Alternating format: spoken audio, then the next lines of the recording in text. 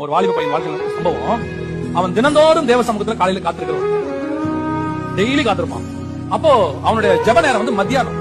Office அவர்ஸ்ல 1 மணி நேரம் gap கொடுப்பாங்க. அந்த 1 மணி நேரம் அவன் ஜெபம் பண்ணுவான். ஒரு நாள் ஆபீஸ் அவர்ஸ்ல முடிச்சிட்டு ஜெபம் பண்ண போகிறதுக்கு முன்னாடி அவன் ஏதோ ஒண்ணு வேலை நடக்கும்போது சின்ன ஆக்சிடென்ட் ஆயிடுச்சு.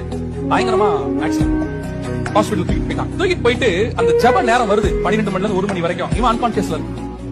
இது வந்து நடந்த சம்பவம். அதுக்கப்புறம் டாக்டர் சொல்லுது, அந்த 12 மணில இருந்து 1 மணி வரைக்கும் அந்த பையன் பக்கத்துல எந்த டாக்டர்ஸும் போகவே முடியல.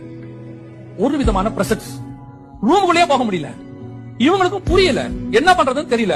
இவங்க பேசிட்டு இருக்காங்க, என்ன நடக்குது எல்லாம் அந்த பையன் போகணும் ஒரு மாதிரி இருக்குங்க, போக முடியல. கரெக்டா 1 மணி தாண்டி போய் பாக்குறாங்க, அவன் ஹீல் ஆயிருக்கான். அப்போ அந்த பையனை கேக்குறாங்க, என்னப்பா நடந்துச்சுன்னு.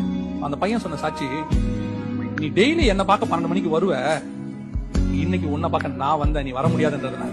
நம்ம தேவன் அப்படிப்பட்டதான ஒரு தேவன், அவ்வளவு சென்சிட்டிவா கூட இருப்பார்.